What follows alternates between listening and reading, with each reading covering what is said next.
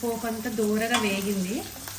అంతా మీడియంలోనే పెట్టుకొని చేసుకోవాలి, లేదంటే మాడిపోతాయి కదా. ఈ పోపు కూడా వేసేసుకోండి.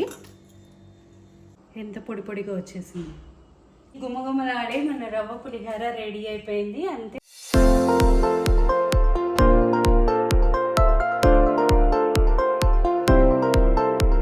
Please like, share and subscribe to Nayaki's kitchen for more video.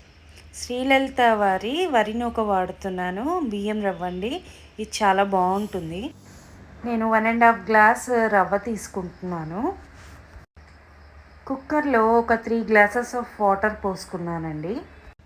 1 spoon of oil కూడా వేయండి. రుచికి సరిపడా సాల్ట్ వేస్తున్నాను. నేను ఒక 2 స్పూన్స్ వేసుకుంటున్నాను. మీరు మీ రుచికి తగినట్టుగా చూసి వేసుకోండి.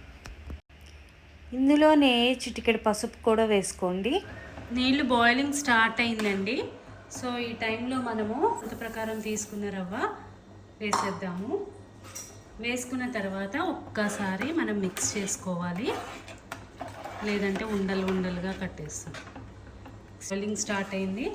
సో మనము కుక్కర్ మూత పెట్టేద్దాము.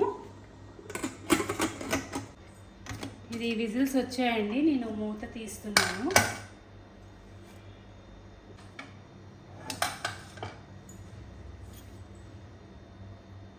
రవ్వ అంతా బాగా కుక్ అయిపోయిందండి. ఇప్పుడు నేను నిమ్మకాయ సైజ్ అంతా కొద్దిగా చింతపండు తీసుకున్నానండి. మీరు చింతపండు పులుపును బట్టి, మీరు తినేదాన్ని బట్టి తీసుకోండి. నేను కొద్దిగా హాట్ వాటర్ పోసేసుకొని కొద్దిగా సోక్ చేసుకుంటున్నాను. నూనె పోద్దాము. ఒక 2 నుంచి 3 స్పూన్ల వరకు పోసుకోండి. నూనె కాగాక ఒక 2 స్పూన్లు శనగపప్పు, స్పూన్లు మినప్పప్పు, కొద్దిగా ఆవాలు, 1 స్పూన్ జీడిపప్పు, 1 స్పూన్ పల్లీలు, అలాగే కొద్దిగా ఇంగువ కూడా. ఒక్కసారి మిక్స్ చేసుకుందాము. పెట్టుకున్న కరివేపాకు, ఎండుమిర్చి,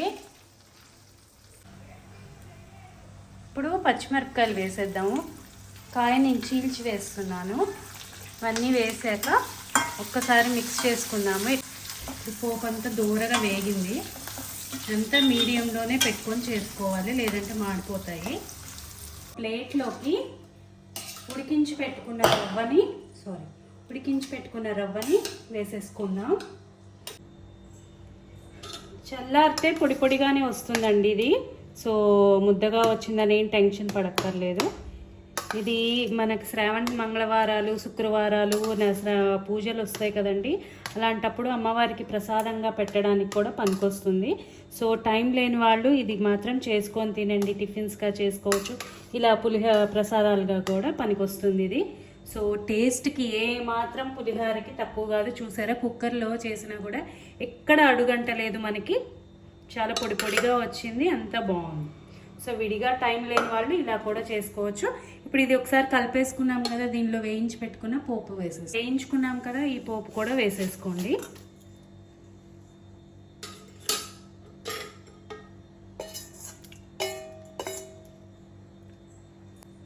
మీరు కావాలి అనుకుంటే చింతపండు ఉడికించే, అంటే పోపు వేగిన తర్వాత చింతపండు గుజ్జు కూడా అందులో వేసుకోవచ్చు పులిహోరలో లాగా.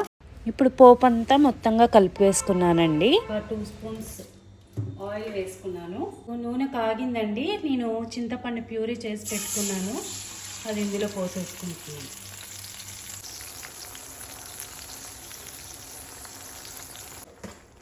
ఇది ఉడుకుతోందండి చింతపండు పులుసు.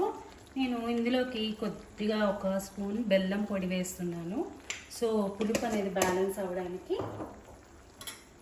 ఇది మీ ఆప్షనల్ అండి. నేను పులిహోరలోవి ఒక 4 పచ్చిమిరపకాయలు ఇందులో వేస్తున్నానండి. సో ఇలా చింతపండులో ఉడికి తిన్న పచ్చిమిర్చి చాలా బాగుంటుంది. ఆయిల్ అంతా కూడా పైకి వచ్చేసింది, అయిపోయింది. ఇంకా స్టవ్ ఆఫ్ చేసేసి మనము రవ్వ పులిహోరలో కలిపేద్దాం. ఇది ఇప్పుడు నేను మీకు చూపిస్తాను. ఇది కంప్లీట్గా చల్లారిపోయింది. చూడండి ఎంత పొడి పొడిగా వచ్చేసింది. అర్థమైందా? చల్లారితే పొడి పొడి అయిపోతుందండి, మనం ఉడికించేటప్పుడు ముద్దగా వచ్చిన.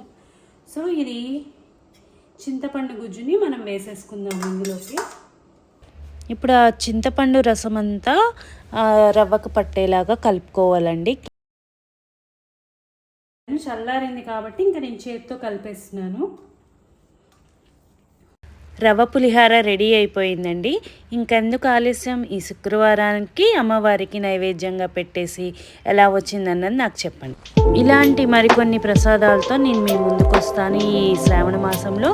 ఇంకా ఆలస్యం చేయకుండా సబ్స్క్రైబ్ చేసేసుకోండి.